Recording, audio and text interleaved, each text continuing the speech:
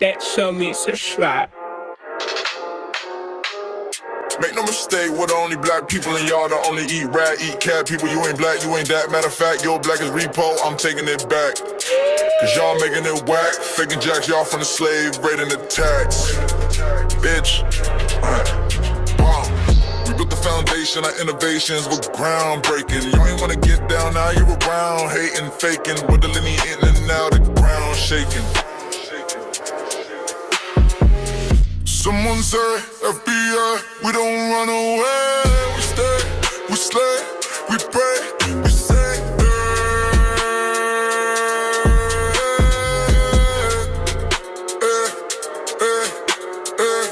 Someone say, FBA, we don't run away. We stay, we slay, we pray, we say,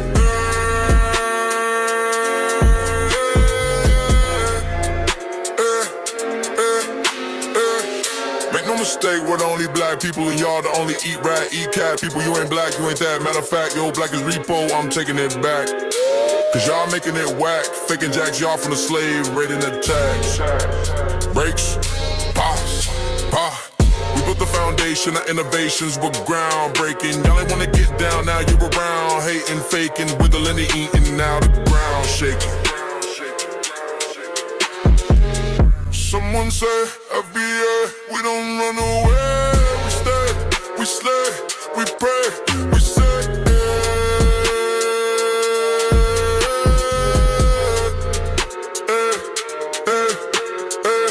Someone say, FBA, we don't run away. We stay, we slay, we pray, we say,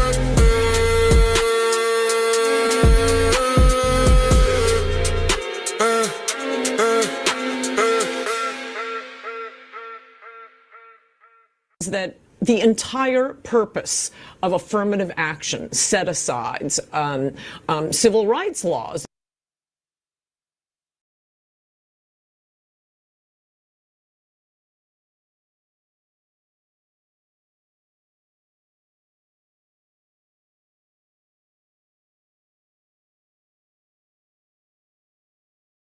laws that limit constitutional rights to freedom of contract, freedom of association. All of that was to make up for the legacy of slavery and Jim Crow. So unless these benefits are going to roughly defined, foundational Black Americans, the descendants of American slaves. You've taken away the whole purpose of this. So to make the point that Kamala isn't a foundational Black American, I'm always pointing to unless these benefits are going to roughly defined, foundational Black Americans, the descendants of American slaves.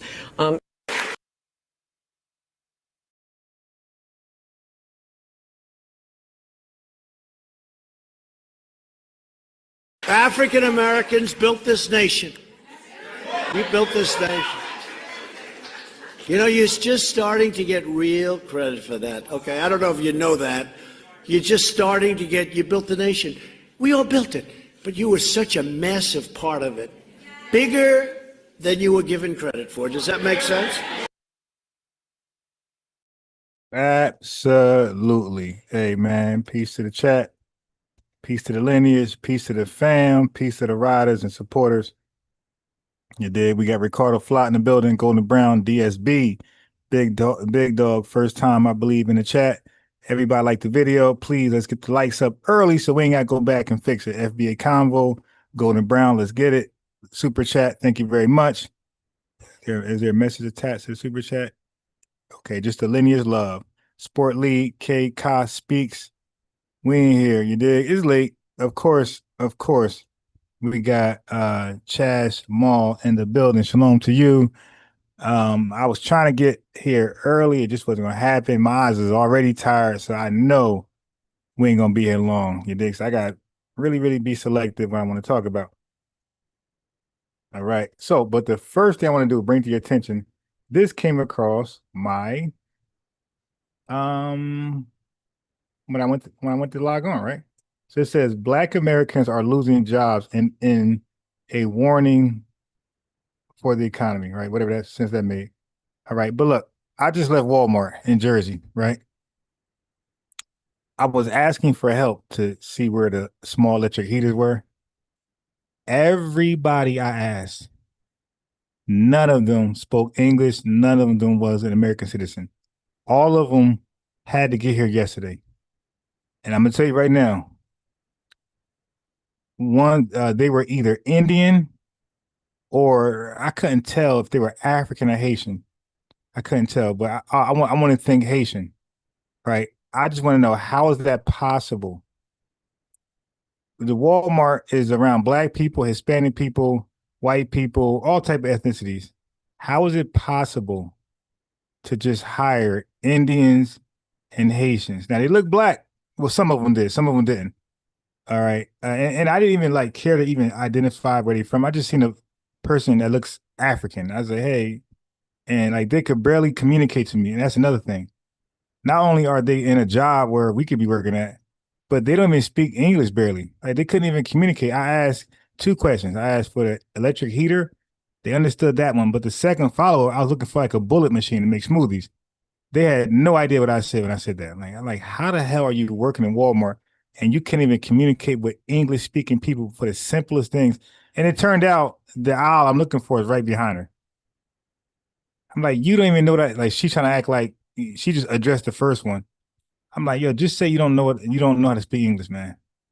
You're gonna just ignore the second one because you don't even understand what I said. I said the bullet, that makes smoothies. Grind, blends up fruit. She just answered the first question again. I just walked away like, look at this, man. There's a concerted effort to hire. And look, this ain't no damn cotton picking farm like Jasmine Crockett said. This ain't a sweatshop. This is Walmart. So don't tell me Black folks don't work at Walmart. We do. Okay, but you went out your way to selectively hire Indians and Haitians. So then I came across this article, and that was before I came home. Then I happened to come across this article right here that says unemployment in the U.S. remains historically low at 4.2%, yet Black workers are living in a different reality. Unemployment for Black Americans has surged up to 7.2%, the highest level since October 2021, when the job market was still recovering from the pandemic. The drop in employment is a warning sign for the labor market and threatens to unravel employment gains made by Black workers during and after the pandemic. Seasonally, adjusted unemployment is up significantly for college-educated and non-college educated Black workers. This coincides with a general slowdown in the labor market that has locked many workers out of the job market for months. Black workers have borne the brunt of that downturn, according to economists, in a reflection of entrenched racial disparities. Here we go. I ain't about to read all this stuff, but just know we're in the bottom. All right. I don't want to continue reading. I'm just saying, like, so why the hell would we be pro-immigration? Why the hell would we defend illegals or suspect illegals getting thrown out? Like, we look at that as survival of the fittest. Like, yeah, maybe jobs open up. Yeah, like take them out. Why would you think we'll be like, no, let them go so they can compete with us with jobs, and our unemployment can stay at 7.2%. We want that thing to go down, and we don't see it going down with competition there. So it's like, no, like, yo, no, ICE, take them away. You dig? Like, what are we talking about here? Matter of fact, I'm about to make you really mad, those who care. If I get around to it, I'm gonna put an application for ICE tomorrow online, and that is no cap. I looked up the age restriction. It was 37 to 40, but they took the age restriction off. Right, so you just apply. The age restriction is not there. So I'm gonna put an application in tomorrow and try to get that $50,000 bonus. And I gotta put those gloves on, get ready to punch somebody in the eye. I'm joking, but I'm not joking about applying though.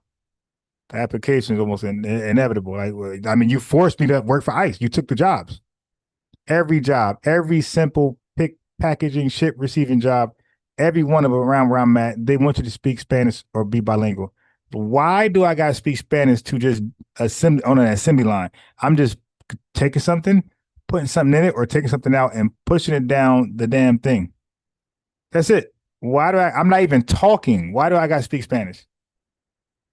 And yeah, so it's like, so that's an issue. So guess what? You want to take my jobs? Okay, cool. I'm gonna take you out the country. I mean, I have no choice. I can't do the simple work because you got the jobs. I'm not getting callbacks. I'm not getting interviews. So I'm forced to work for ICE. I have no choice. This was not a plan. Coming back to Jersey, I was supposed to simply just pick up where I left off at in the pharmaceutical industry, stuff I'm good at. You dig? Manufacturing medicine. But I got to speak Spanish now to manufacture medicine. Everything's in English. You dig? Even the interview is in English. But how is that possible? I need to speak Spanish, but no problem. No problem. I think I found a solution. I'm going to be the solution for my problem. I'm going to legally remove illegals who are working illegally in the country, employed by an employer illegally. So I'm going to solve the problem myself, or try. But that's where we at today. I'm forced. Like, I had no choice. I'd rather just work at a pharmaceutical facility, kick my feet up, do what I know doing, and then get out. But I can't because you got my jobs and I don't speak Spanish, so I cannot get in there. So I got to get you out the country legally because you're in the country illegally and you're employed illegally.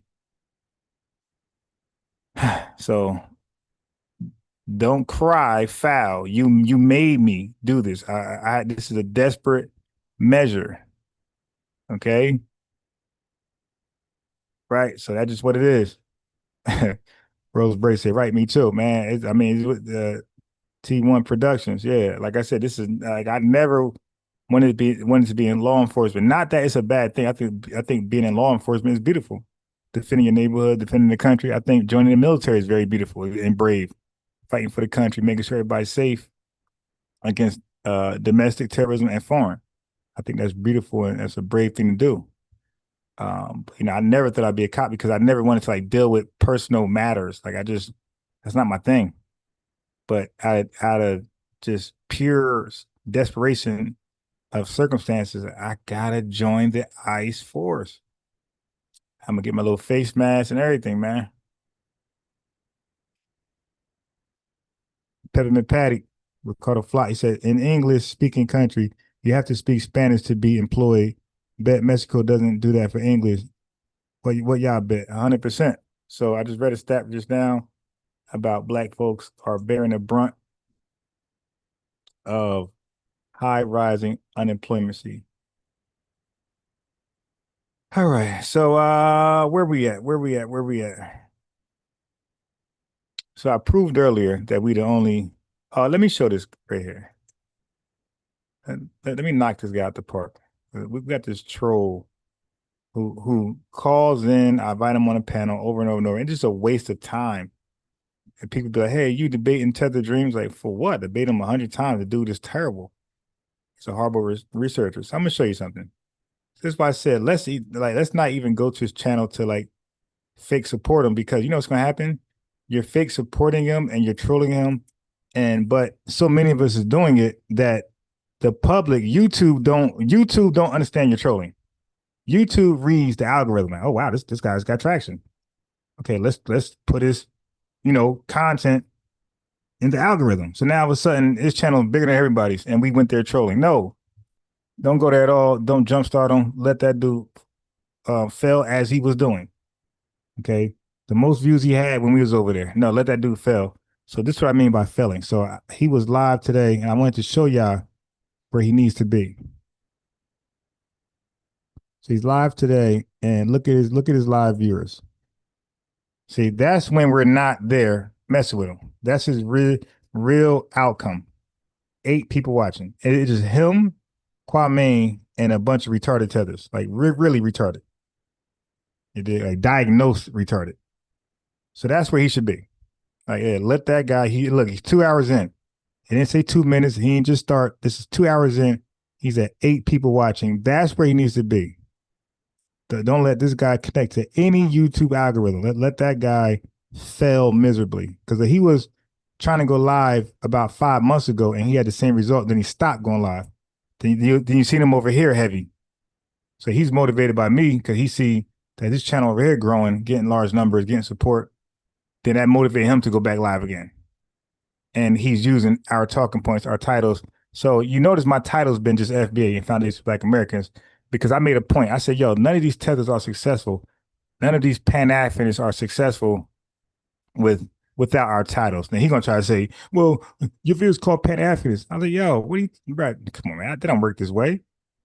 I got hella videos where that's not the title. So look at now and look at yesterday and or this morning. I purposely put Foundation Black Americans for a reason, and Tether Dream. You see, I still got the support I normally get. So I don't have to put Pan-Africanist. I don't have to put Tether or what you call in the title. I still get love because the people just rock with me.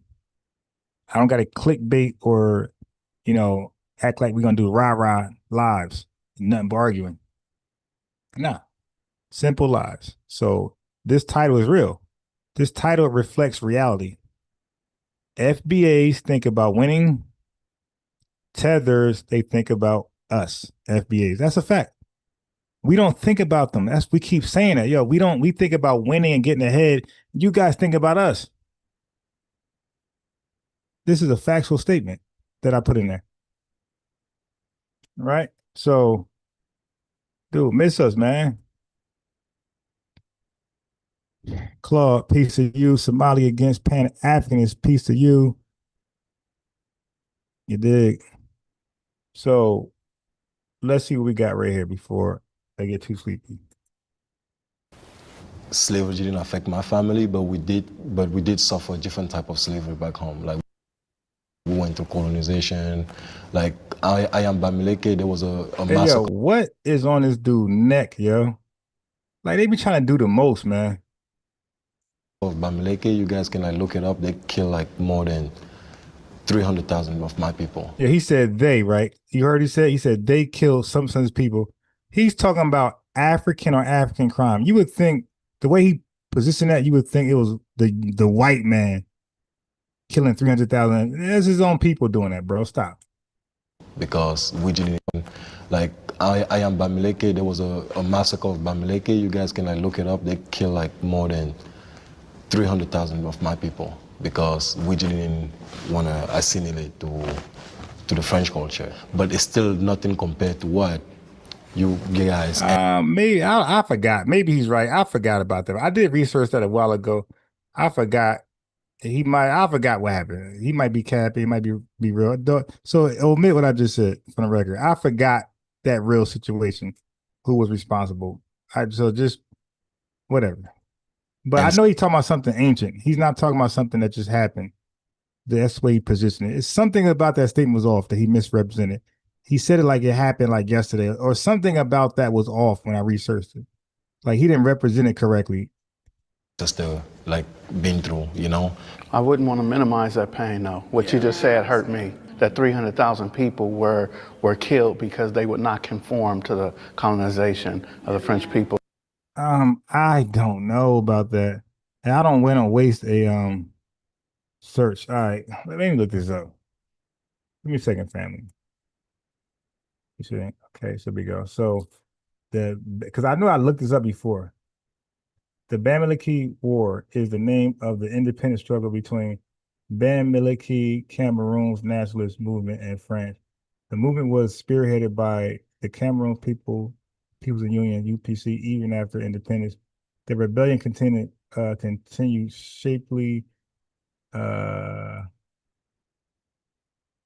shaping contemporary politics. The war began with riots in 1955 and continued after Cameroon gained independence in 1960.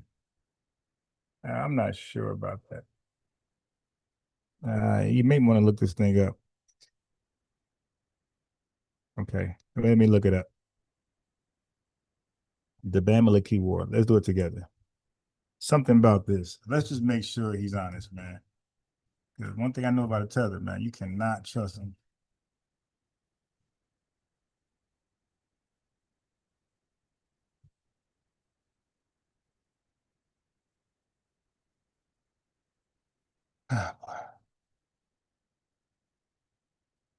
The Bamileke War refers to a major part of the larger Cameroon War, 1955-1971, specifically the conflict in the western region of Cameroon, primarily involving the Bamileke and the Bassa ethnic groups against French colonial authorities and later the Cameroonian government following independence in 1960.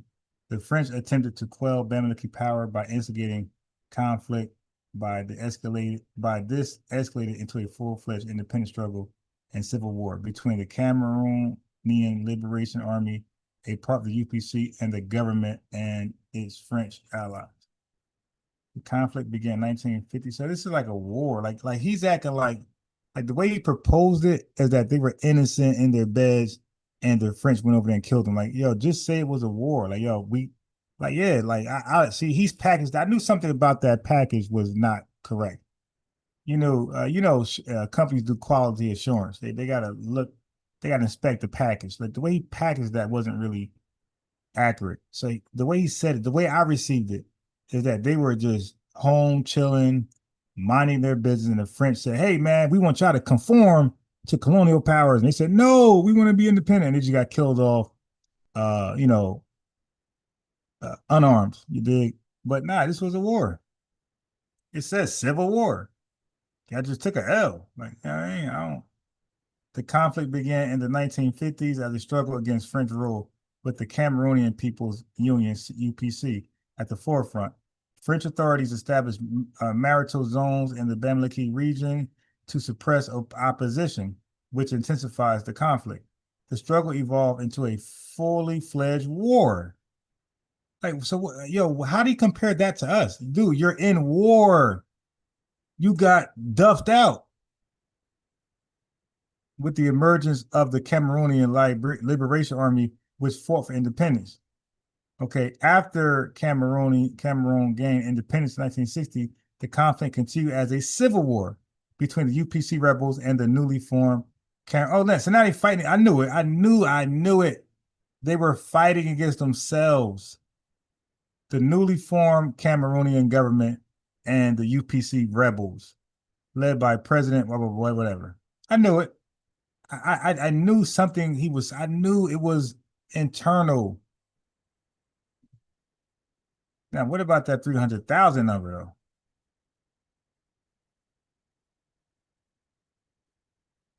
though? Yeah, I want to know about that 300,000. Like, man, that might have been like, how you go to war and lose 300,000?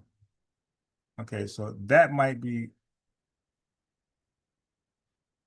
that might be cap. Okay, so casualties. Here we go.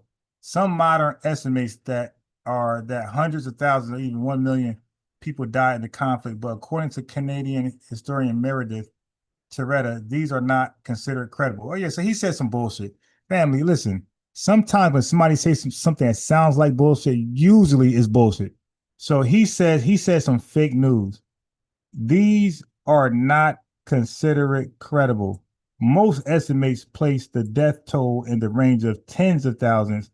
Neither the French administration nor the Cameroonian state kept accurate records of the number of people killed. So neither one of them. In 1964, the British embassy in Cameroon came up with an estimate of 61,300. 76,300. What are you talking about? 300,000. I knew that was cat, man. That's why I challenged that right away, man. These guys just cannot be honest, man.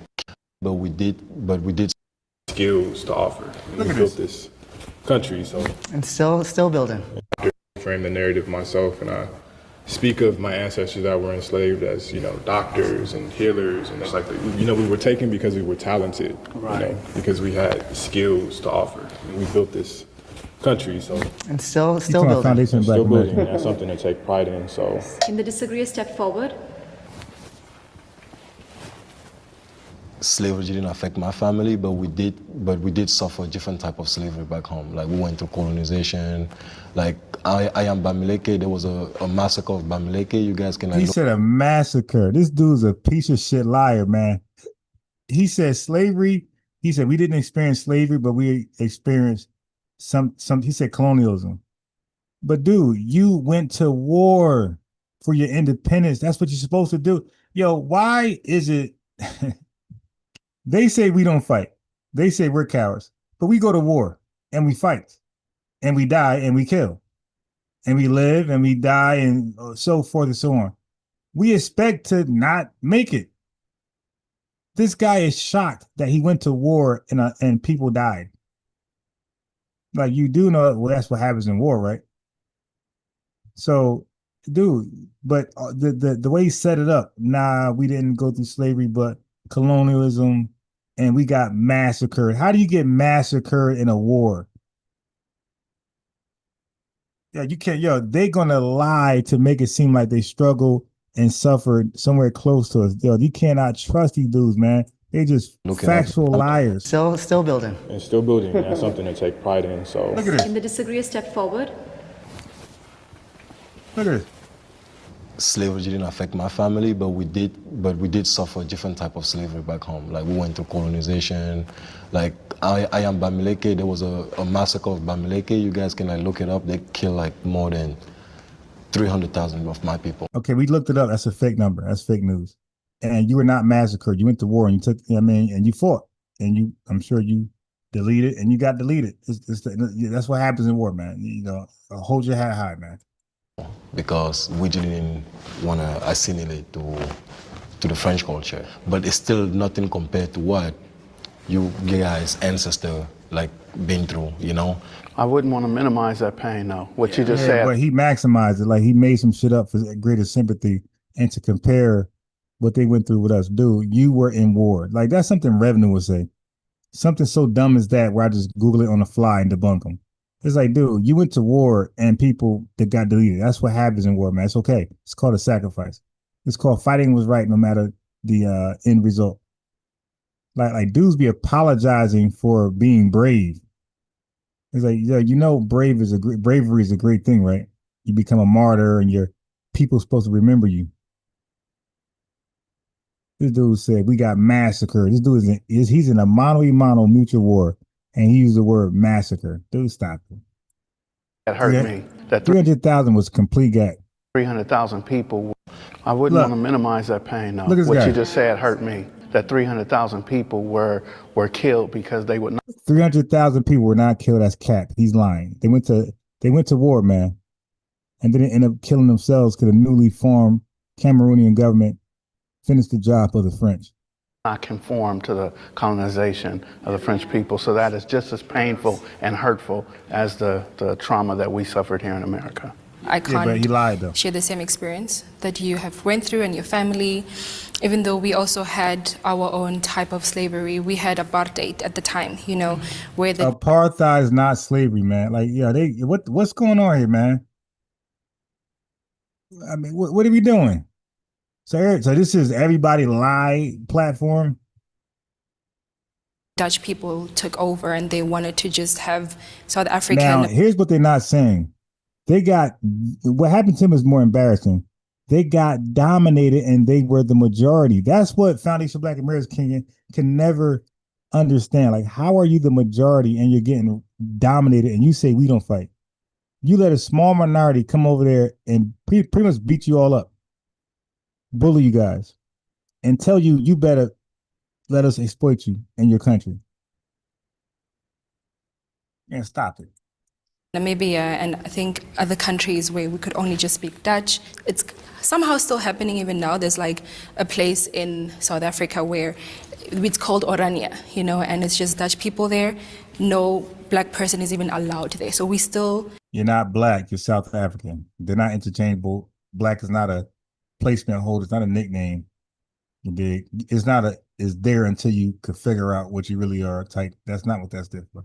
Black describes specific people in America with the lineage that goes back to slavery. Somehow feel that oppression even now, but it's nothing compared to what your ancestral history, you know, has gone through. I'm somehow happy that you guys have forgiven it, even though you haven't forgotten it. Have you forgiven? Yeah, she said, yeah, you heard this, Tether? She said, I'm so happy you guys forgiven slavery. Why would we forgive something like that? That's crazy. What your ancestral history, you know, has gone through. I'm somehow happy that you guys have forgiven it, even though you haven't forgotten it. Have you forgiven it? I mean, like your face, like. Do that. But me personally, no, I haven't. But I want to work through the change. But no, I have not. Hell no. Like, but see, like here's the issue. They keep saying we gotta get to know each other. No, we don't. You're in our house. That's just, I can't explain no better. You're in our house. You might want to get to know us, and you know, then we'll get to know you. But you got to get to know us. So like they're in our house and don't even know that we didn't forgive white folks. Why would we do that? You see, I'm telling you, man, they do. And she's African. She said it. She's South African, and other guy is Bemiliki. I'm telling you, yo, they do not know us. They don't care to know us. I don't think a Jamaican would ever say that we're going to forgive white people for slavery. I don't think a Jamaican would have ever said that. These folks don't know. A Puerto Rican wouldn't have said that. These folks do not know us, man. They stay in their little enclaves. They don't want to know us. That's why she can make a retarded statement like that. We forgiven slavery. What makes you believe some stupidness like that?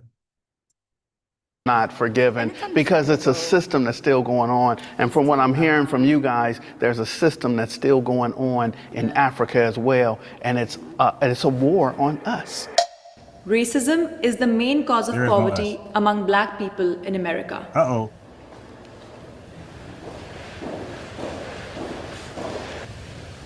What's that coon from Bimley? Racism is a very big issue. Hold on, me fast. Talking about to help let's get to the coon in the back. Time, and then you got Joe Hudson to do. Yeah, then that's, but I don't think a big part of it, or that we're,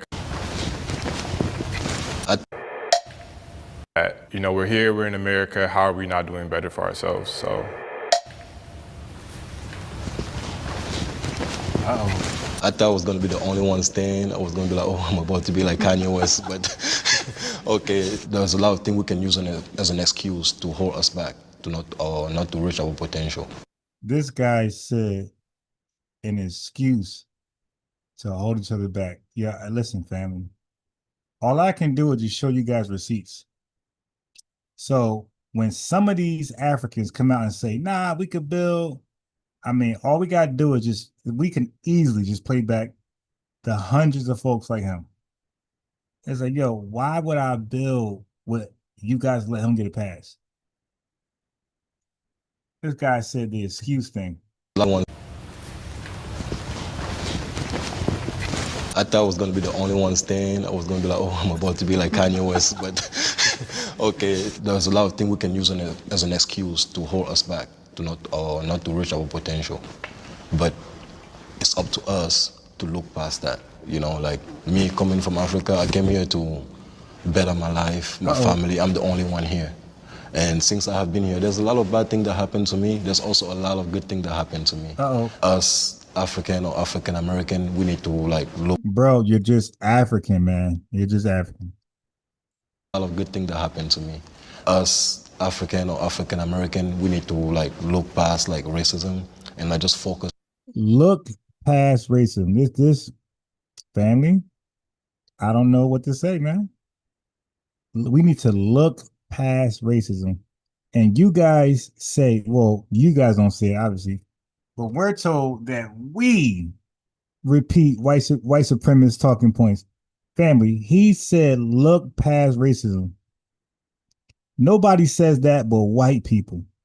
But these guys will try to convince you that we are the ones who are on the payroll of white supremacy. Look past racism. Give white folks a pass. Leave white folks alone, basically.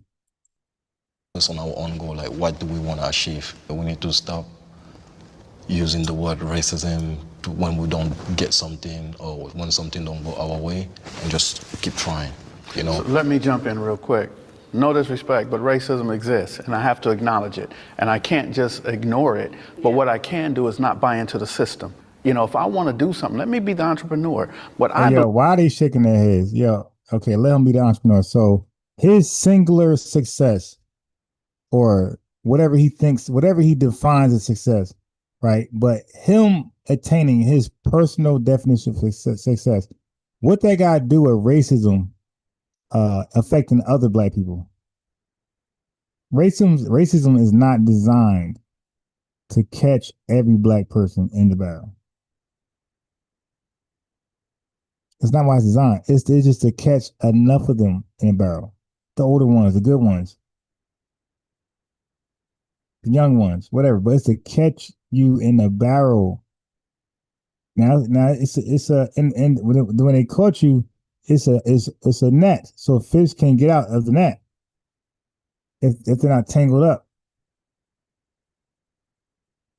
You dig? But that's bad.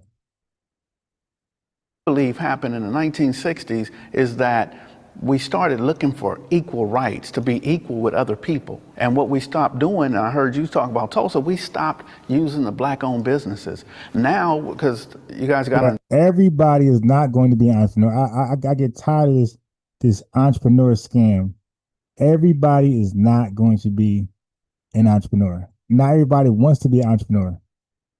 It's a lot of hard work, unbeknownst to you. You don't know. You know, it might not be, you might say, I'm going to do that, then realize what you got to do. Like, no, like you are you got to answer your own phone calls. And then you're going to have, it's just like, come on. Anyway, let's get some more coon talk so we can get out of here. Understand the Fair Housing Act in 1968, I'm 5 years old. That's when we could move off the east side of LA and move into other subcultures.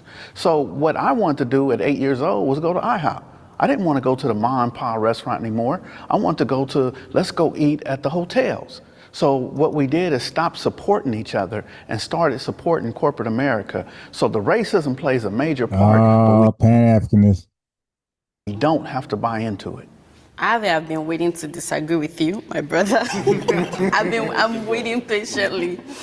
The thing is, even though I want to disagree with you, I get where you're coming from. When I see black people talking about racism, all that stuff, I'm like, what is wrong with these people? You guys have food, you have EBT, all this thing, and you're here shouting about somebody is racist too. Just leave that person and move on. I feel that way. Like, why are they always like complaining? But when why do y'all care if you come to America for your opportunities to be great? Why do you care if the natives were here with quote unquote excuses and just complain and cry Why? How does that affect you? You want to have negative ideas about us. When Black Lives Matters started happening, like, I sat down, I said, I need to actually know why these people are pained. And if we look at the history, what they've done to them, like if you actually sit down, watch some documentaries, how they were maltreated, I don't think if I'm actually born, I will forgive those people. I don't care. It's easier for us Africans that were raised in Africa to feel like they're complaining because we were raised through struggle. Like, I barely even have water, and you have water, you're complaining. But then it's not about the basic necessity or about how we are raised. We are raised like, I don't want to say way better. We might not have resources, but there are some way, like our own people will not look down on us or put us behind. So it's in their nurture that way. Like, they just can't overlook it. And if you sit down and watch everything that the forefathers have been through for what the hell are we talking about? you, I changed my mind. No, they need to be angry. However, they should still move forward. I mean, we have police brutality back home too. True. We have, like, if you go to Cameroon. Here goes this guy, tether line. We have police brutality back home. Okay, what color are the people? My God, what color are the police? They're dark skin.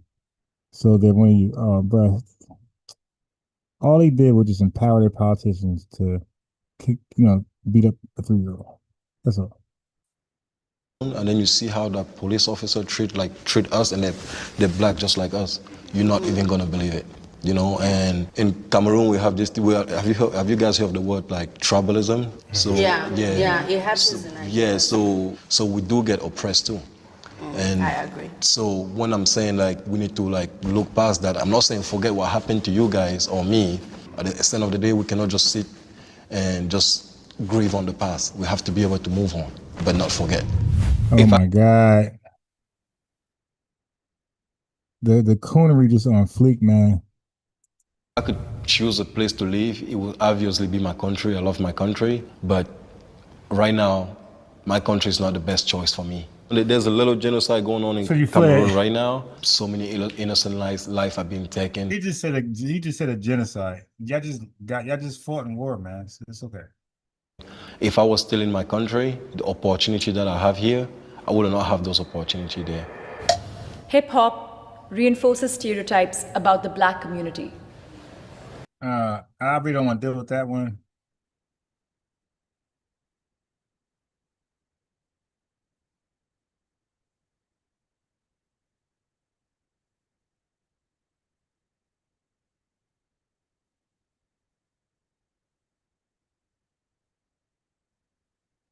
That's corny too.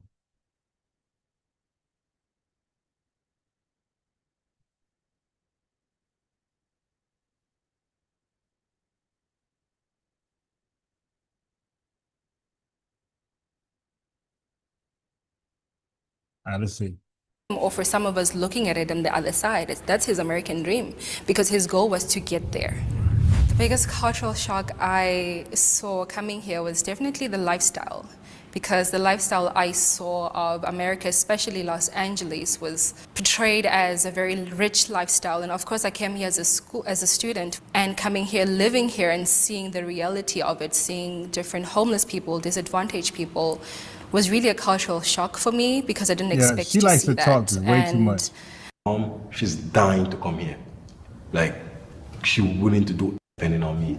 Like, all of us, would he have the same opportunity that he had here? No. Like, so corporate is writing his check, but like us growing up, the reason we move here is because we don't have it better back home. Like for me, I'm the first person ever in my family in America. Everybody else is back home. Everybody is depending on me. Like, all of them, my mom, she's dying to come here. Like, she's willing to do anything just for her to be in America. So for me, when I look at those like little things, I'm like, yeah, American dream is for everybody, Like, yeah, we might not have the same opportunity as the white people, but there's still that little chance that a lot of us back home are willing to take just to get here. I trust law enforcement.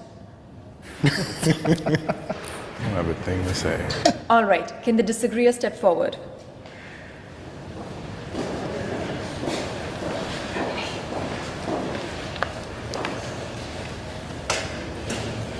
I got married to a young lady who did 15 years in prison for a robbery she didn't commit.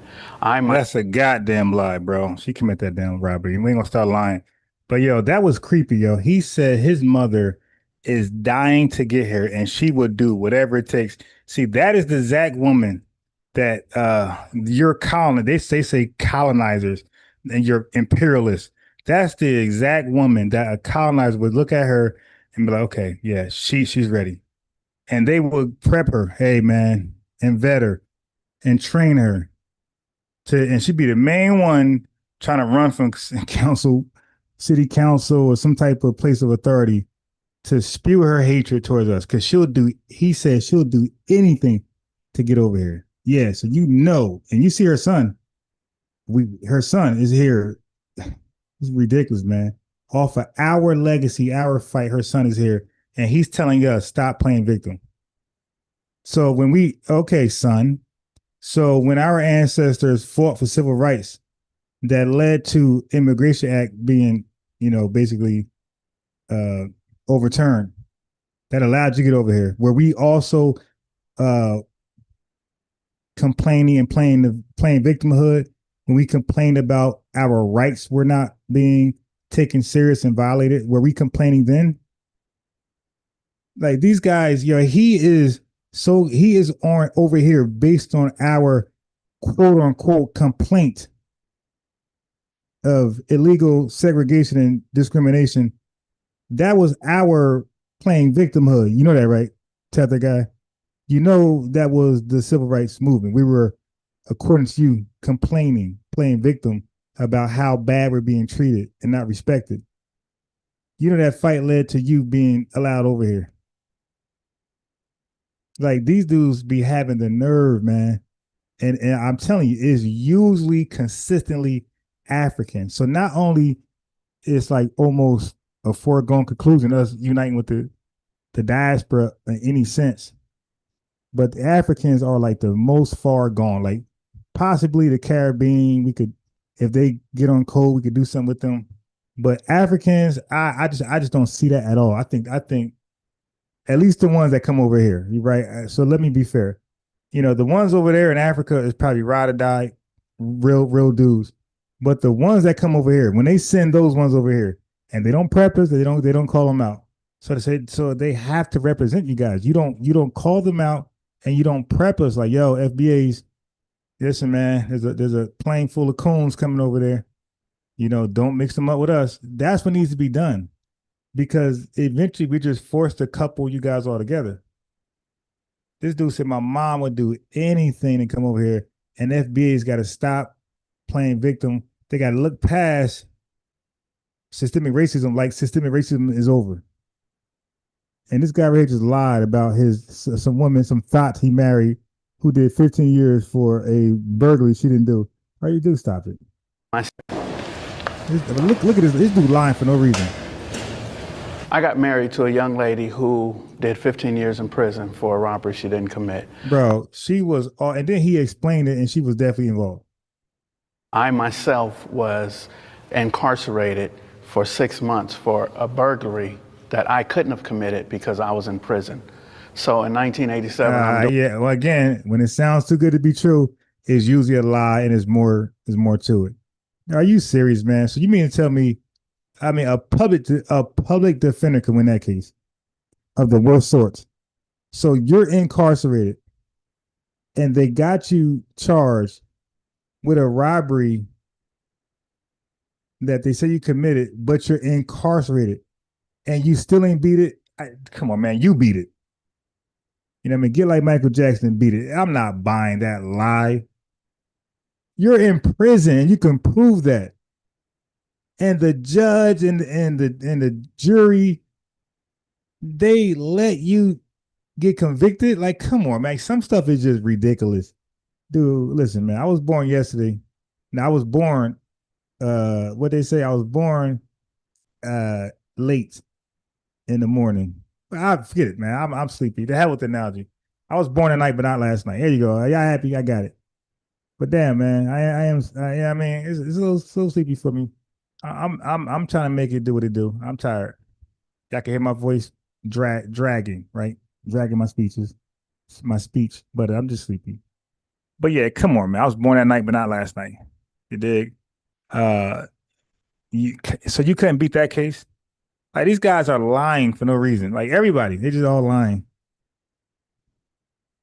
Doing 19 months in prison. When I came home in 1988, I was given a burglary charge and I had to sit 6 months.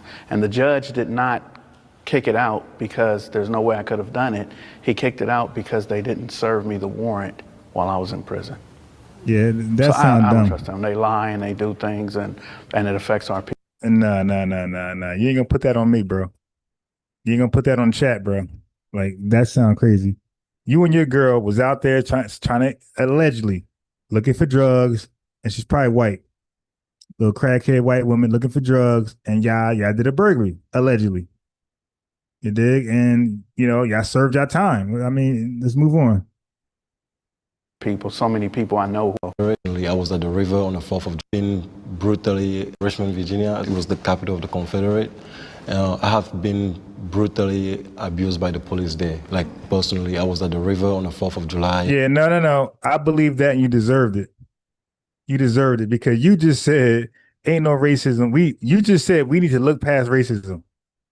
You dig? Systemic racism is a joke. We need to look past it. Stop playing the victim. Say, yeah, the police officers did what the ancestors commanded them to do. They beat the living spirit out of you, bro. They beat the voodoo out of you. The voodoo. Yeah. I don't smoke. I don't do none of that. The police come and arrest me because I look like a drug dealer. Like No. Okay, again, there's more to that story. How about the police arrest you because you were a drug dealer? How about you got caught, you might have ditched the drugs, and you were being slick. They're trying to talk to you. You got a slick mouth. You're disrespecting them. Ain't no body cameras. You running your mouth like you're a thug, and they put fist to teeth. It's okay, man. It's okay. I believe you were selling drugs, bro. Like arrested me. What? The stereotype. Yeah, then when I was in high school, my senior year, my father went to jail over a car accident. And I was left. I can believe that. It most likely is a car insurance scam, allegedly. You dig? Or just he just bought the car with fictitious plates or some type of scam thing. Listen, I know where you from, bro. So everybody got locked up and everybody's innocent. Okay.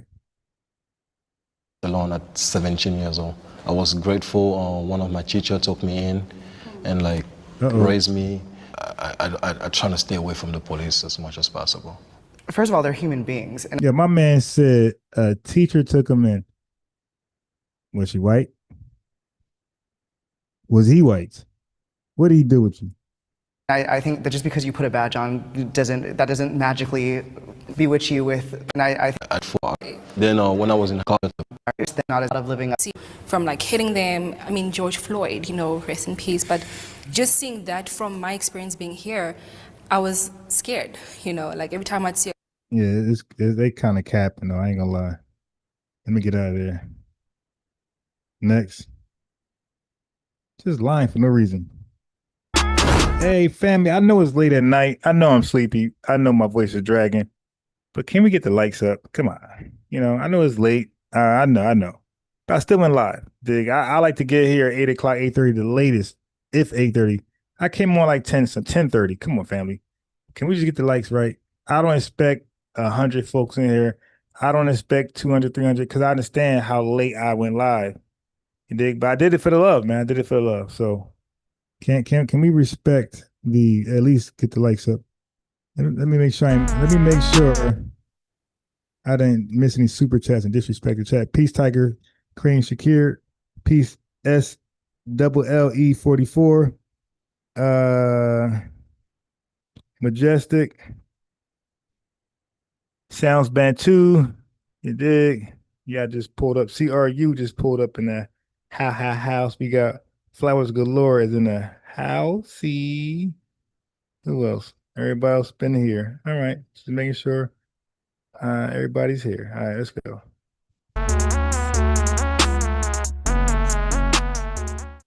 Oh, it's about to be a clown show right here. I can see. I think this is the one where everybody's non-FBA. Let's see. I do have a question though for AJ, Ugochi, and have you ever talked to your parents about the experience from coming from their respective homelands to America? Yeah. Like coming from, because you're from Nigeria, right? So your parents come from Nigeria, come to America. Like, how was that experience? Like their first From their couple years? perspective? Yeah, from their perspective. Yeah, from theirs. You want to go first? Okay, yeah, sure. But my parents, their experience coming here, like I would say, like especially when they talk to a lot of people, like I would have to be like low key like a little translator because my parents would like their accents are like very thick. So people would like try and like really won't try to even understand them, and like they'll get an attitude with them, they'll get frustrated with them. Like anytime. Ma'am. Okay, let me respond to that. Ma'am, I'm American, right? And the average person I talk to is American. My ears, and so it could be a person from the South. I was in Georgia, ma'am, and there's an FBA clerk, and she was talking to me, and some stuff I just can't make out. All right, so especially from the East Coast, and most likely your parents are from the East Coast. You dig? Most likely, 9 times out of 10 on the East Coast. Our ears are not trained to pick up accents from Black immigrants, from African immigrants, African Caribbeans, heavy accent Dominicans, Indians. That is a Black American thing on the East Coast. We're not trained to pick up on your accent. So it's not that we're not trying, because I'm sure they said, huh? We actually try, because we're not disrespectful. We want to understand you, or try our best. We don't want to just cut you off. So how about the accent just so thick that we just couldn't understand? I was in Walmart today. I just told you I was in Walmart looking for a small heater, electric heater, and everybody I asked were not American. It was just Indians and Haitians, okay?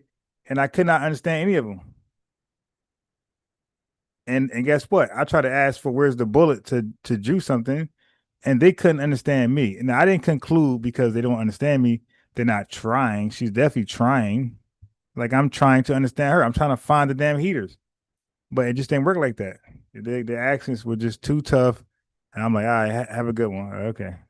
Like, I don't know how you got the job through an interview with an accent like that. That's wild. But everybody there is pretty much an Indian or a Haitian. My parents would even speak in this sense where they hear that accent, they would like treat them differently because of that. For me, well, my dad was a little bit different than my mom. My dad came from a wealthy family, so he was able to come here as a student in I'm trying to think, was it in the 70s or so? And the first place that he landed here was unfortunately Alabama. Around that time was probably the worst time to be. Wait, so why'd you say unfortunately? Like, why you can't experience, like, because y'all always claim if an officer pull over an African, a Jamaican, and Foundation Black American, they ain't gonna ask who is who because we all experience the same thing. So if that's true, then why are you tripping about Alabama? Why not experience what we're experiencing? Why are you running from the experience? And that's why we say Black is about the experience, specifically the Deep South experience, aka the violent South. That's what Black represents for the most part. Not exclusively to that, but largely to that. Okay, because we got FBAs who was down in north, east, New York, and things like that. So not exclusively that, but largely that. All right. But yeah, what's the problem to experience what we experience? Unfortunately. 70s, yeah. So he landed in Alabama. He went to Alabama A&M University, and he was in college. Okay, so he came as a on a student visa, something like that. H1. No, yes, about a student visa, sponsorship, something like that. Dad got his master's in business and all of that stuff. So he had a lot of stuff planned for him when he was to go back to Nigeria to be owner of. Oh hell yeah! Your dad was highly selected, and he went to Alabama for school. He didn't come here like other African immigrants, living amongst the people in the poorest condition. He came here highly selected So go tell us how bad your highly selected dad had it. A bank that was already set up for him. Things happened here that kind of like made him stuck here per se. Kind of forgot what he said, but Yeah, what he said. they had to do with like finances of like for school and all that stuff. So when more and more stuff piled on, he was kind of like forced to stay here. Wait, hold on. How do you get forced to stay in the country they're all trying to flee to and live in? You believe that? Your dad was forced to stay. Yo, ain't that backwards? Yeah, when you don't have money and things ain't going right, you are forced to get out. What are you talking about? Like this is a deporting country. Like how do you, I never heard that you're forced to stay as an immigrant. No, it's always you're forced to get out. Listen, Nigerian man, you're gonna stay in America or we're gonna lock you up. He's smiling hard as hell, like, yeah, I'm in the best country ever. Hell, you're like, come on, forced to stay. You believe that stuff, man. Just ignorance, bro. And he couldn't really make use of his degree that he got here because of like the oppression that was against him, you know, being an African. No, that's called brain waste. You know, you not know all these titles.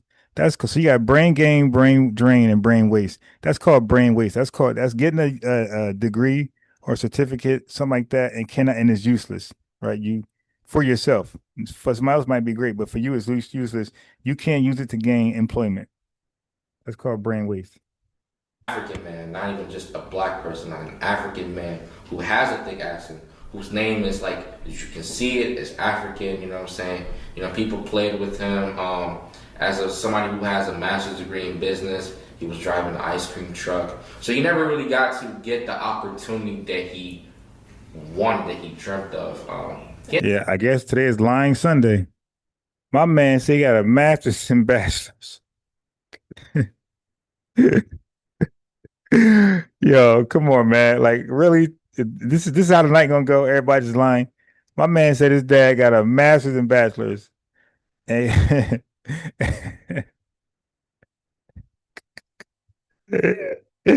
hold on. Let me sit down for this one.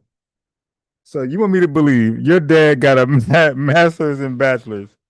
Got a what I'm saying. He got a master's degree, right?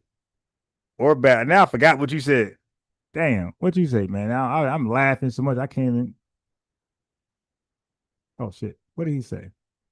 He ended up teaching like the oppression that was make use. They had to do with like finance. Things happened here that kind of like made him stuck here per se. Kind of forgot what he said. Yeah, because it didn't make any sense. They had to do with like finances of like for school and all that stuff. So when more and more stuff piled on, he was kind of like forced to stay here. And he couldn't really make use of his degree that he got here because of like the oppression that was against him, you know, being an African man, not even just a black person, like an African man who has a thick accent, whose name is like, as you can see it, is African. You heard him? Not as a black person, but an African man. Listen, I know I'm not crazy when I say they're not black. They're just wherever they're from. He's Nigerian, and he said it. He said, not as a black person, as an African man. So I'm not going to let y'all make me believe I'm crazy. I know that the only black people in world history are from America, and they have a lineage to slavery in America. I know that. Google knows that. Wikipedia knows that. And so does ChatGPT. All right. So I ain't going to believe nobody else. I know what I'm talking about. You know what I'm saying? You know, people played with him somebody who has a master's degree in business. He was driving There we go. Hold on. Cream truck. Name is like, as you can see it, is African, you know what I'm saying? You know, people played with him somebody who has a master's degree in business. He was driving an ice cream truck. So he never really got to get. Yo, listen, man, who you think you talking to, bro? Who you think listening? Your dad got a master's in business and started to drive.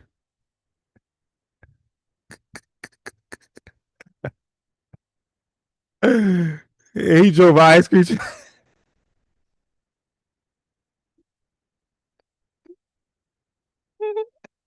Yo, stop.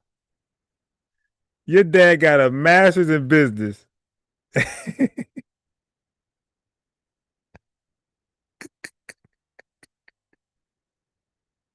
and drove a fucking ice cream truck.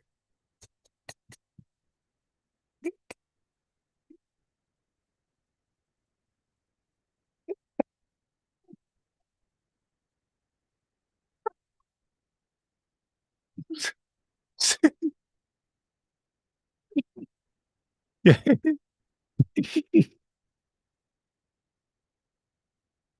Yeah, yo, say, yo, tonight is just lying Sunday, yo.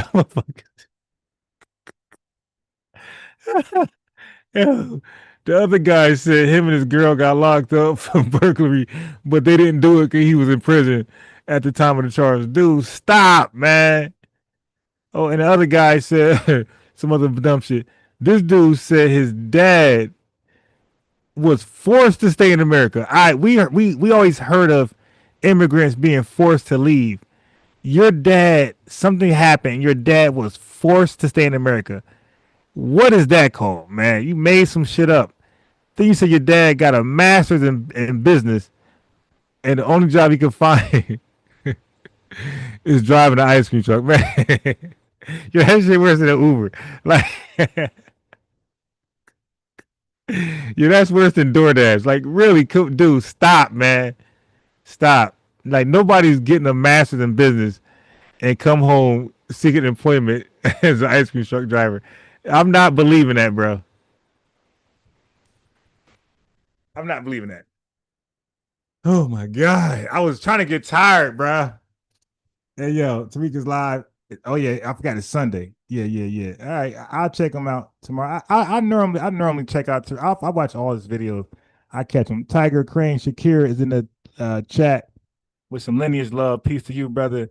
He says most tethers stay talking about FBA, talking SHIT about FBA culture while being tremendously ignorant of their own culture on top of being ignorant of FBA history culture. Right. I agree 100%. Right. And like I said, yo, we be, for the most part, I'm sure some of us troll and go at it, but the average Black American, and you guys could do your own poll, the average Black American don't even think about anything outside the United States. They don't think of anything outside of, not just that. They don't even think about white supremacy like that. The average Black person is thinking about who is directly in front of them, stopping them from getting ahead. Like, they don't even look at white supremacy like that. They look at direct ops in front of them, blocking them. That could be the school, the college, whatever, playing with them. That could be, certain jobs, certain coworkers. That could be parents. That could be finances, the lack thereof. That's what they find in their way, ops. So now you want me to believe that we got time to address what's directly in front of us. And sometimes it's just circumstances, right? It's like nobody per se. It's just circumstances. Like, I mean, you didn't graduate high school, you got a GED, or you got nothing, and you're trying to get a job with that, or all you got is a GED, really no job history, no work history, you're trying to get a job. Like, those are realistic obstacles that the average foundation Black Americans is faced with. They don't got time, and they probably got a baby mother somewhere.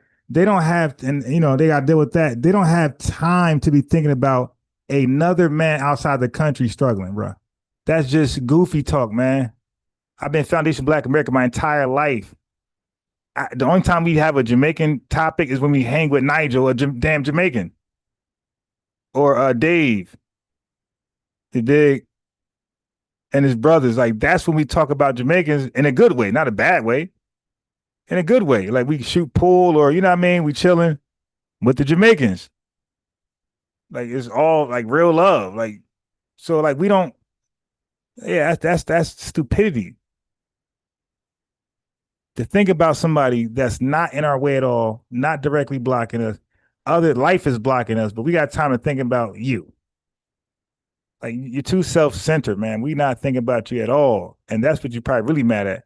But old boy said his father was forced to stay in America. Now, he's an immigrant, but somehow his paperwork got damaged and he was forced to live in America. I've never heard of that. Then he got a master's degree, not a bachelor's, a master's in business. And the best he can do is drive a goddamn ice cream truck. If that story is true, that sounds like to me that he tried to get slick. He got a business loan and he swore the ice cream truck thing was a finesse. I'm gonna get it, you know, because some folks really believe like that. Hey man, I'm gonna get this hot dog stand and I'm gonna be a millionaire. You dig? And it's harder than what they think. If that story is true, your dad tried to cheat success. He really thought that he can get an ice cream truck and go around the neighborhood and kids just gonna come every day. Hey, I be ice cream. He's gonna just be a gazillionaire. That's not how that works, man. That's not how that works. The hood is used to seeing a Spanish light-skinned person or white person in an ice cream truck. If you ain't Spanish or light, you're gonna have a hard time with the ice cream truck. Okay, the ice cream truck is like a racist gig where you gotta have a light face. Yeah, don't ask me why. Maybe that's what we always knew, but yeah, you can't stick a dark-skinned person in an ice cream truck and kids take them serious. I'm telling you, like all I ever knew growing up, ice cream trucks, it was normally a Spanish person or a white person. So your dad to get a master's, and I'm sure he was very, very dark. Come on. He was scheming, he was scamming, in my opinion. And it just didn't work. I mean, you really gonna make me believe that your dad got a master's in business just to drive a damn ice cream truck? He didn't say Uber. He didn't say Uber Eats. This dude said an ice cream truck like Master P. Yeah, today's just lying Sunday. You know, I'm convinced today is lying Sunday, yo. Today is lying. Everybody's lying. A 6'3" soldier said, "Let me get some pickled pig feet and a bomb pop tether." Y'all roasting the ice cream truck guy. Oh my God, man. Yeah, we have to really stop. What the hell? Yo, we got to really stop with the damn lies. I'm saying humans. This is everybody. We got to just stop lying. Humanity. Let's just cut it out. And HBCU ice cream truck degree. Yeah, come on, man. Ice cream again. If he said Uber delivering pizza, we could see the hustle until he get a job. When you drive an ice cream truck, you're pretty much all in. That's why I'm like that does not. If somebody's doing Uber or delivering pizza, you see that as quick cash, and they're doing that until they get back into their field. When you drive an ice cream truck, you are pretty much all in. You ain't getting back out. Not until it's clearly cold. Yeah, that one right there, man. One more time.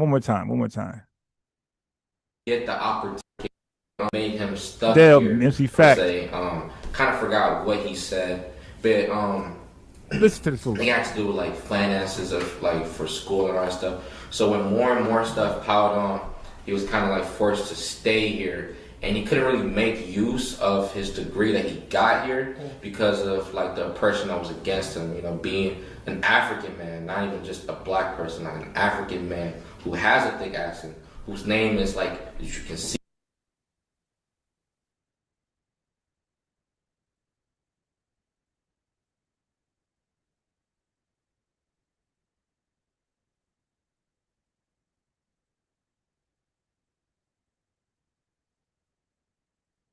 Yeah, I hope y'all caught that distinction. He said not even a black man, an African man. So he can say it and nobody say anything. But when I say they're not black, it's a problem. See it as African, you know what I'm saying, against him, you know, being an African man, not even just a black person, like an African man. Being an African man, not just being a black person. Bro, stop just confusing the two terms. Just say African, bro. Okay? Because now, not just being a black man. So he's separating a black man from an African man. Like there's a difference. But you guys be saying it's the same thing. They're synonymous, interchangeable. He said, hey, they're not. So I'm going with him. I'm going with they're not. They pick and choose when they're black, and that's for assistance, perks, you do stuff like that. PERKS, perks, not PERCS. Perks, assistance, housing, SNAP. That's when they are black. But when they got their feet kicked up, no need nothing, that's when they're African. Who has a thick accent, whose name is like, you can see it as African, you know what I'm saying? You know, people played with him as somebody who has a master's degree in business. He was driving an ice cream truck. So he never really got to get the opportunity that he wanted, that he dreamt of. He ended up teaching, that he deserved, that he worked for. So with him, it was different. With my mom, my dad ended up working to get her papers to come here. Same thing, my mom had life went directly for her. She would be a nurse right now, a registered nurse. You know, people coming here, see to know like the system. You know, that in Africa, they see it as... Wait a minute. Don't that sound like excuses? Now, they'll tell us, stop making excuses up, look past that, overcome racism, and do better. Just work harder. This dude got a lot of excuses why his family ain't doing shit. One more time. Land of the free, land of opportunity, the system. You know, that in Africa, they see it as the land of the free, land of opportunity, but not knowing when you come here, you're gonna face some hardship. And it's not a walk in the park. What does your mom do now? She's a social worker, so she's currently trying to get her PhD in social work. Should be done very soon, so she can try and just get the higher pay. Gotcha. But, she had all the requirements to be a nurse, but she just she also couldn't just do the exam per se, the nursing exam. Wait, hold on. So your mom was almost going to be a registered nurse, RN. And at the last second, she flipped and became a social worker. Now she's gonna get a PhD. Yeah, today is Lying Sunday. And that's what today is. Today is Lying Sunday. It's officially Lying Sunday. His mom was gonna be an RN. She's right there, about to pass the exam. She had one more question. She gets up, shut down the computer, and just leave and never go back. And then she applies.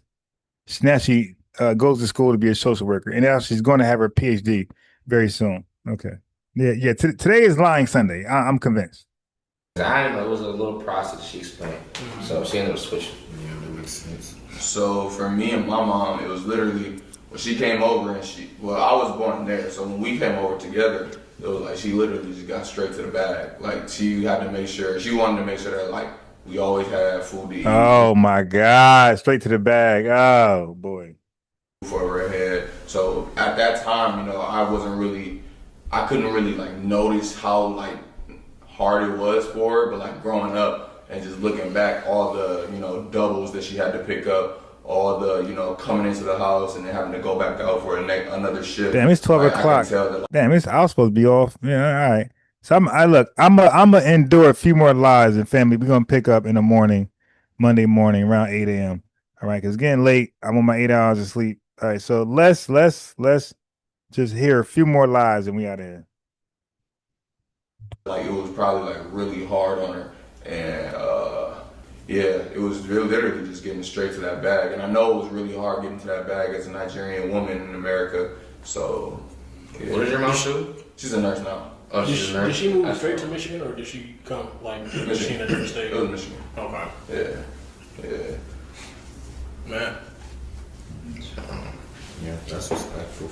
I got a question. Okay. So I know you said something about how your dad, you could see his African name and stuff. Us three, we have Nigerian names. Do you guys have any interest in putting any type of cultural name for your child, and you guys too? Do you guys have any interest in continuing the cultural name, or? Yeah. Is that question? No, it's for everybody. You're talking about when people give their children? I know American people that have cultural names. Yeah. So just in general, do you guys have any interest? When you say cultural names though, give African a specific kind of, because an American kid with a Nigerian name, a Black American with a Nigerian name, or something like similar to it. And it's like, and they have know no their culture. They feel like they have no attachment to Africa at all. Like their parents would be somebody who like went to 23andMe or whatever and saw that they were, a part of that culture, as a way to like, strengthen it for like maybe the next generation or whatever, gave them that type of name. But I also know there are some people that like, there are some like Nigerians who like try and give their kids, more white names. So I was just wondering, like, do you guys think like, and even if it's not a cultural name, do you guys think that you would give? Well, actually, no, I'm gonna say cultural because like it doesn't necessarily have to be African culture; it could be Black culture. Do you guys think you would give your kid like a cultural name, like a predominantly Black name, or are you guys gonna like try and like give them more like a socially acceptable name? So my ear catches a lot of things. Okay, so he said. So now listen, some of you guys want me to believe that African and Black are interchangeable. That's what you guys say. So the other guy made it clear. He made it clear that his dad is not just Black, he's African, right? And this guy just said not just a Black name, but an African name. So these guys are really making a distinction between African and Black people. But when Unbiased Ron does that, I'm crazy, I'm not making sense, I'm out of control, I'm divisive. I hate Africans. Like, and even if it's not a cultural name, do you guys think that you would give? Well, actually, no, I'm gonna say cultural because like it doesn't necessarily have to be African culture; it could be Black culture. Do you guys think you would give your kid like a cultural name, like a predominantly Black name, or are you guys gonna like try and like give them not African culture, Black culture? So he used Black the way I use Black, the way our ancestors used Black, like a standalone identity. He said not African culture, because Africa is a standalone identity. He said Black culture. And that's all we saying. That's all we saying. We just saying Black stands by itself. It defines us and our lineage and our experiences in this country. That's all. Black is exclusive to FBAs. Just like Nigerian is exclusive to the Yoruba and all those folks over there, Igbo. That's all, man. It's not that difficult to accept. more like a socially acceptable name? I'll be honest with you. I'm not 100% with people be giving like their child African names and they're not. Yeah, I agree 100%. I don't like it. It doesn't sit right with me. I get what you're doing. Oh wow! So you see, you're not African. So now y'all got listen. Make your yeah. I'm gonna save this right here. I'm gonna clip this tomorrow morning when I wake up. Listen, for you guys that say you're African. Oh, you hate being African. Well, when you try to give yourself an African name, this African said, "Don't do it." Let's hear why. But I like a cultural name, like a predominantly Black name, or are you guys gonna like try and like give them more like a socially acceptable name? I'll be honest with you. I'm not 100% with people be giving like their child African names and they're not. Yeah, I agree 100%. I don't like it. It doesn't sit right with me. I get what you're doing. But yeah, the other African said, yes, I agree 100%. And then when we say, brother, I feel the same way. I'm foundation Black American. I feel the same way because I ain't African, right? He'll say, yes, you're not African, you're Black. But then I'll say that to a bunch of tethers and they'll say, you're African. It's like, wait a minute, but the other African said I wasn't, and I should not use African names to name my kid and take on myself. He said that's cosplaying as an African, but you're saying I can do it because I am African. Okay, and I'm telling you, the only Africans who will say you can do it are just Pan-Africanists. And the average African is not a Pan-Africanist. The average African think like him. Give your kid like a cultural name, like a predominantly Black name, or are you guys gonna like try and like give them more like a socially acceptable name? I'll be honest with you. I'm not 100% with people be giving like their child African names and they're not. Yeah, I agree 100%. I don't like it. It doesn't sit right with me. I get what you're doing. but I feel like in a sense it's not respectful because it'd be crazy like if somebody they have a discussion like in school or something like that, like since your name is this, like how was it, how's the culture and stuff like that. They'd be like, they don't know. What you mean? I'm from St. Louis. Bro, like how does that look? You know what I'm saying? Like I don't like it. Yeah, he just shot down all y'all goofies that's black, that's not African, and just renamed yourself either legally or just online. Renamed yourself some bullshit African name. He says it's not respectable because if they ask you about the culture, you better know all that stuff, and you better know the language and everything else associated with it. You better play soccer. You better play pickleball, whatever else. Cricket, you dig. And one thing you don't do, they're going to look at it as you're just cosplaying. Thank you, sir, for letting us know And that's how you another thing really feel. too. Like I'm not gonna get off topic, but with the whole like giving your child like a whiter name, like I think that's very interesting. It just shows that we are still at a disadvantage because I have to have a certain name just to get myself in the door. You feel me? It's not cool. Like your name shouldn't be DeMarcus, and you have to be like, yeah, bro, I couldn't get the job because my name is DeMarcus. That's crazy. But going back on topic, I'm not 100% with the whole giving my child an African name. Now, if somebody else do it, that's their own thing. But me personally, no, I'm not going to do that. So do you think you're going to give your child like a black cultural name? Probably, I don't know, black culture, probably in the ties to like my family. Okay. Because I have my grandfather's middle name. So, and then that person is very, very special to everybody in my family. Like with my brother, his name is Percy. Like that's their thing. He's the fourth. He gonna call his the fifth. Wait, hold on. Your brother name is Percy, my boy. And wait, what? Family, because I have my grandfather's middle name. So, and then that person is very, very special to everybody in my family.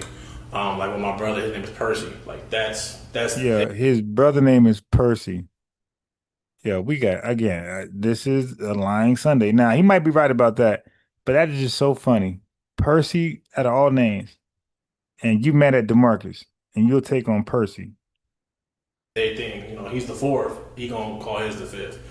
Like me, I don't know, maybe. Yeah, you are messed up. Peppermint Patty says Percy Earl. Oh my God.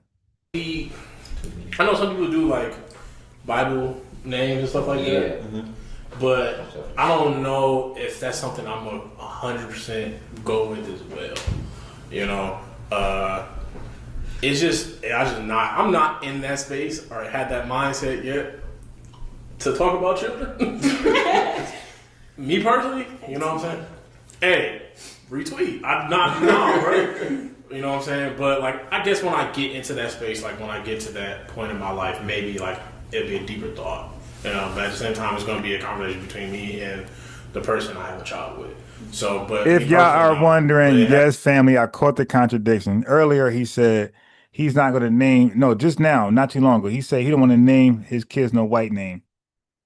And then he just says he's up for a Bible name. I mean, did anybody miss that? It's like, dude, isn't the average white name a Bible name? I mean, John, Mike, Tim, Butch, Dylan, like Ted, dig. Who else?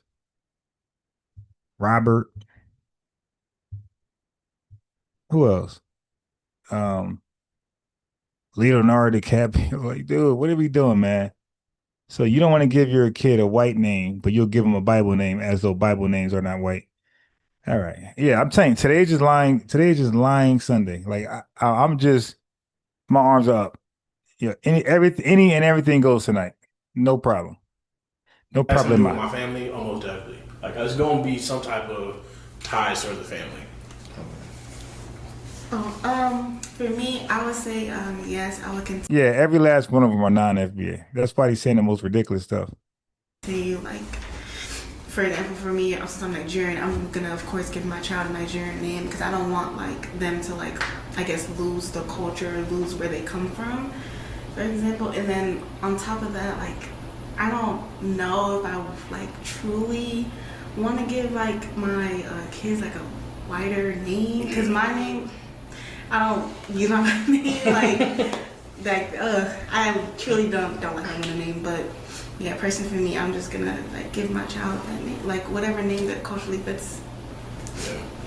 To me, I do the same thing too, except there's a trend with like Nigerians specifically, I can't speak of any other country, like they usually like to give their child, what do you call it, their Nigerian name, a Nigerian name, and their middle name would be like some name from like the Bible or some old Roman name. Chill, so that's That's crazy. Hey, what's your middle name? I'll cut it out. It's Daniel, but Daniel. Oh, that's not like my brother's middle name is Daniel. You know what I'm saying? My other brother's name is David. I've met Joshua, Jude. I've met, and then like the ones who take it to like a little bit extreme, like to take the Roman names. I've heard Thaddeus. Yes, like they really do that. So I won't go that route. To be honest. Like if I was to choose a name from the Bible or per se, or like an English name is what they call it, it probably wouldn't be one that's that. Yeah, they gotta stop letting him talk. He does not shut up, man. That's ever like really used. Hispanic names and like, you know, I'm Nigerian. I feel like that's like Nelson said, I'm not giving my child like a Nigerian name because we're not Nigerian. I feel like that's not fair. Not fair, but like, you know, that's just not acceptable to me. I think that's crazy. I've met black people with Hispanic names and like, you know, Hispanic. Like, I'm confused, but I don't want to say I'm confused, but I just. If you met a black person with a Spanish name, how about that black person was actually Spanish? Is that a possibility? How about that person was Afro-Latino? Is that possible? You met a black person with a Spanish name. That person was probably Spanish. Okay? I just don't really understand that logic, but whatever. But I don't even want to say like I'm gonna give my child like a black name or a white name. Like, of course I know the difference, but kind of like Ebica was saying, like I just want my child to have a unique name. Yeah. So like I don't know if it's gonna be black, I don't know if it's gonna be white. I really don't care. It's just something that, right? Me and my partner, whatever we come up with, that's it. So based on like the discussion that we've all had and the question I had, where do you think the division comes from? I think we can all agree that media. I feel like that division, I don't know who per se. I mean, they don't know who. Okay, here's the problem. He just said the division comes from media, but they don't know who per se. But then they'll say that they watch movies and that's how they get their biased views on FBAs. Listen, again, today's just lying Sunday. You said media, but you don't know who started. But you guys admit that you got negative views of FBAs because of media. Okay, now you know goddamn well we don't run media, right? So that is a personal problem that you guys do. Like you guys want to think of us a certain way. So just like white supremacists, you just read and watch stuff and cherry pick what you like. But you guys want to find a reason to look down on us. Yeah, I think we kind of can tell who. We can tell who. I'm gonna say yeah, we can tell. No. I'm not gonna put it out there, but we can tell. No, I was gonna say. Because if you think about it, too now. Because it's like really where it started. If you think about it, if you look behind us at the wall, if you look behind like the corporate people who are in charge of the media, like who fund that? Who's funding it? Like how like. Because this takes me back to what Henry was saying and how when he said like through media, his idea it's like really where it started. And that's what they say on TV. When they do these like donate this today and they show that image. Like how like this is probably one of the worst sit downs. Here and then like they through media. Oh shit. You're gonna pause. Wow. Hold on. My fault. Okay, it was pausing. I think it was paused. I just had to play back in the background. Oh my God, these guys, the contradictions, man. I caught them, man. Just ridiculous, man. Just ridiculous contradictions. Like these guys are really just goofy. Just goofy. Let's get back in there. God. Boy. Because the DMM says their countries are holding on by a thread. Yeah, man. They're over here like really talking crazy.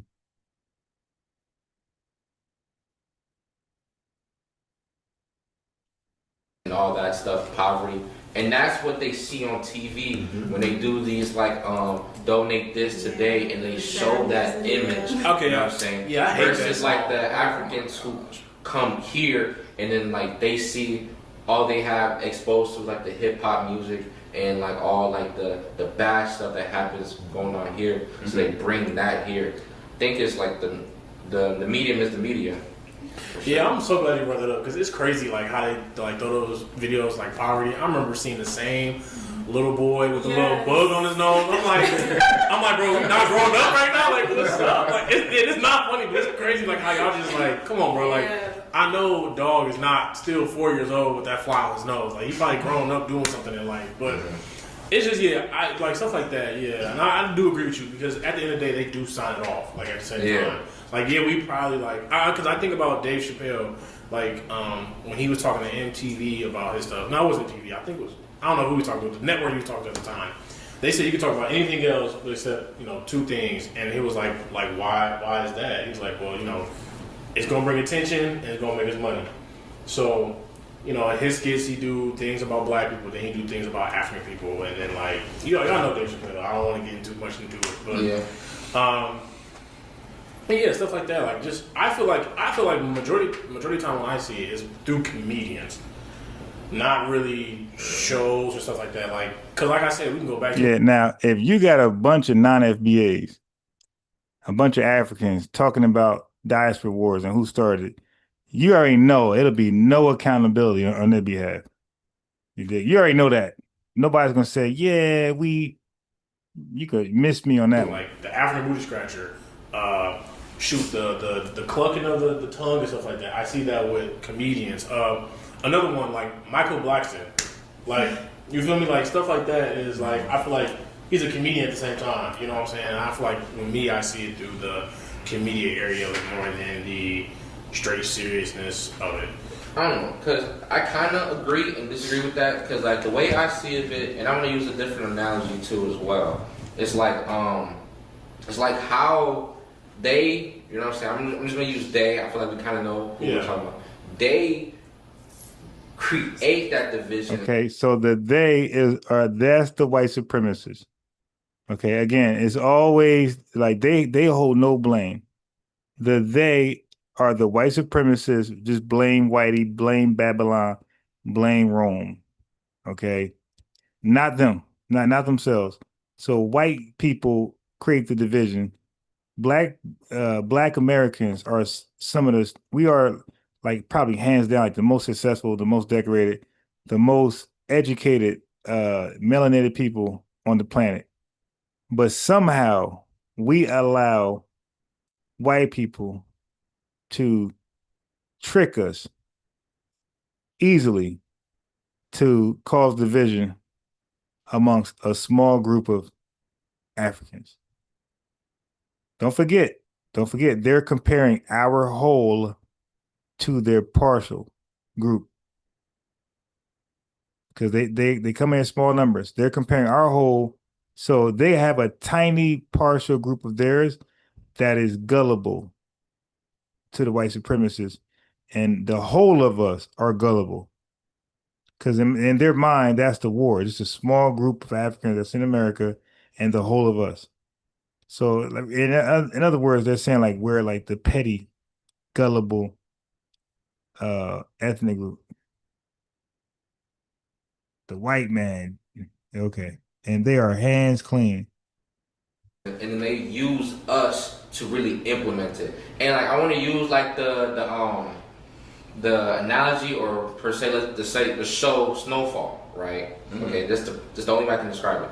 You know, those folks were the ones who put the cocaine in the black communities. Oh yeah. Right? And the black folks, those folks, were the ones who were using it, And selling it, and they were killing themselves and they were killing each other. Just say how it is. You get what I'm saying? So, For me, I would say, low key, I think it might be the music, and not even, you know, just not even. So another movie reference. So like they love learning about us through movies. Interesting. Necessarily that Americans have bad music, or Africans or Nigerians, Africans, whatever, don't have good music or whatever. But I remember seeing a video and it was talking about, like, it was similar to this, Loki, and it was like just like they were conversating, and I believe one of the girls was talking about how when she listens to like American music, she would hear like talking about how they disrespect women and the gunshots and stuff like that. And I believe she made a comment like would she be scared to come out her house, and like they make it seem like when you come out your house you're gonna get shot. So it's like, who make it seem like that? Yeah. Now you hear the over exaggeration. They said they listened to a song of a guy telling a story. Who knows where? That's probably a Cleveland rapper. She lives in California. She hears a rap song from Bone Thugs and Harmony, Easy. She hears a rap song from people in Cleveland. She's in California and she's afraid to come out of her house. Yeah, I'm telling you, man, today is just I give up. Today is just lying Sunday. I'm just used to folks just all day today on a live. They're just gonna lie. Nobody's gonna be real. So she's afraid to go outside because of a rap song she heard 50,000 miles away. And that artist is now 90 years old. The artist is no longer young. He's old as hell. But we're supposed to believe that. Today's Lying Sunday. like I feel like music plays a part in like the divide as well. I mean, to add on to that, I think that's media, period. Because like I was just talking to my grandmother about this. Like, right, he knows every rap song all the time and stuff like that, and all she sees is negative stuff. I said, yeah, that's like that's what we feed off. I think people just want to see negative stuff, period. And majority of the stuff that's negative is about black people. So like, I don't really look at the news like that because I'm sick and tired of looking there and, oh, you know, this little girl just got shot at the gas station. Like, bro, I understand that happens, but there's also good things that happen in the area as well. Like, I just think that's just black people, period. You know, they put this negative thing out there, and then, you know, if you look out, I don't know if y'all know where West Bloomfield is, but little Johnny just planted another apple seed. Like I don't care. Like, I feel like there's stuff, there's like crime happening out there too. Like Warren is crime as well. They just don't talk about it like that because what's going to get them views. What the hell are we doing? Sorry, family, but I had to get this out the way. I'd rather do it tonight, late, get this out the way than do this in the morning, right? Because the morning lies, you know, be a lot longer. So I'd rather get this out the way now. I'm so glad I never played this in the morning. This is terrible.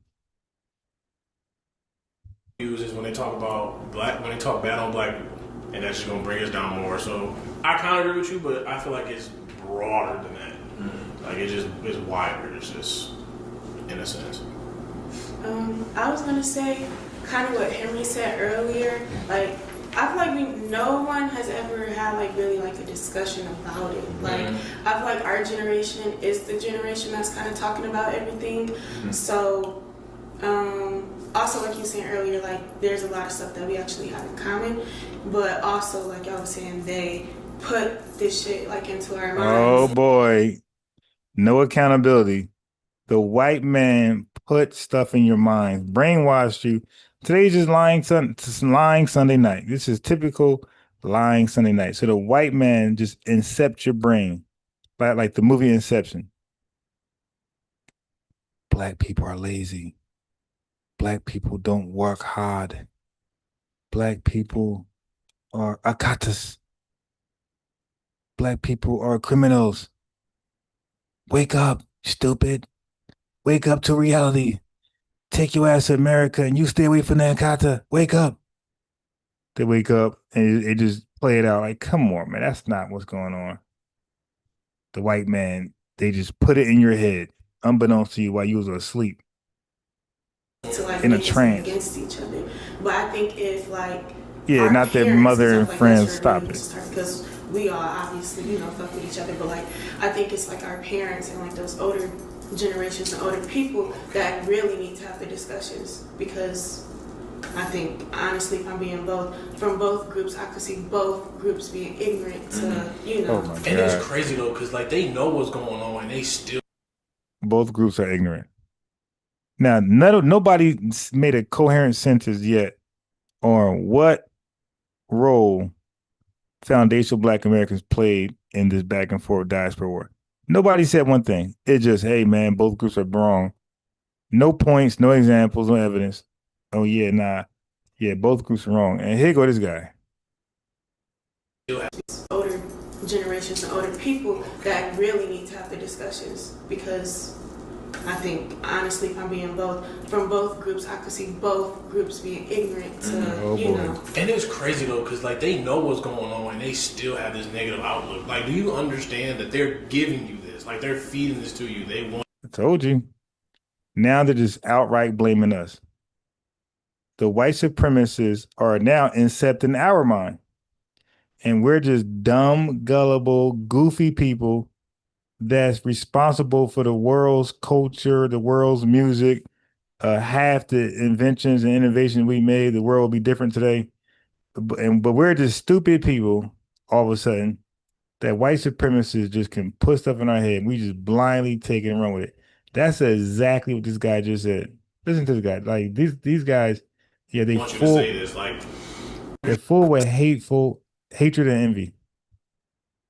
People that really need to have the discussions, because I think honestly, if I'm being from both groups, I could see both groups being ignorant to, you know. And it's crazy though, because like they know what's going on and they still have this negative outlook. Like, do you understand that they're giving you this? Like, they're feeding this to you. They want you to say this. Like it's just crazy to me how that works. And like, it's, man.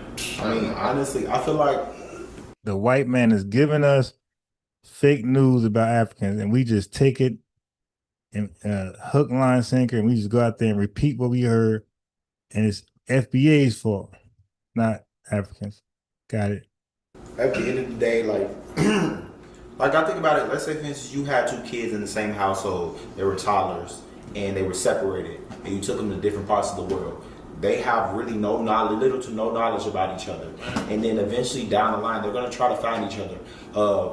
Only by made of, aware of, maybe by a parent. You have a sibling out there, whatever the case may be. So I think about like African culture and African American culture. We can't really think where this all originated from, this division. We just know like now, like it is a thing. So like we're trying, we're trying so much to like make up for lost time or whatever the case may be. But we all pretty much started in the same place. We all came from the same place, but we kind of branched off and went into our own places, our own parts of the world. And it's just like, you know, like it's just ignorance. It's what we were taught from our systems. No it's just really accountability. like all these different things that were put into place. But now that we're living in an age where social media is what makes our world thrive, that's obviously what's creating more of that gap between us. So yeah, because like I can't even really think, because I don't know if y'all can, but like before social media was even a thing, obviously, like where did this division come from? I want to say it's really the news, really. You know what I'm saying? Yeah, but like I said, I agree with you on that one. I do agree. Yeah, it is. Sorry, family. I had to close this now. I had to close this live out on this show. It's just negative. It's just like, oh my God, like it's just, yeah, it's crazy. We're gonna wrap this up. You know what I'm saying? I think we had a really great discussion. This was a topic that was for sure overdue. That being said, is there like any last comments, questions, concerns? All right. I think we're better together. Yeah, we're most definitely. We're better together. All right. So that was a waste. I get it, family. It was just something to do tonight. I wanted to go live at my regular time slot, like 8 o'clock, 8:30 the latest, maybe 7:30. But I seen that was not gonna happen, and I ended up going live damn near 11 o'clock. But I said, you know, something better than nothing. Let me tap in with the family, see what y'all doing. Let me finish one of these diaspora wars. This was garbage. I got better videos I got some content. So tomorrow morning, who knows? Maybe I go in the bag and play one of those videos. Maybe I get original content. I'm not sure. I'll figure it out tomorrow. But all I know is, man, peace and love to the lineage, family, FBA, and we are hollering. I'll see you in the morning, man. What else can I say? Today is Lying Sunday, and I'm just over. I'm just too drained to get excited over like they're just contradicting what they just said 5 minutes ago. So I'm good. I'm good with that. It's time. That's a cue to go to sleep. Family, love you, lineage all day. I'm out of here, man. Have a beautiful night and catch me outside.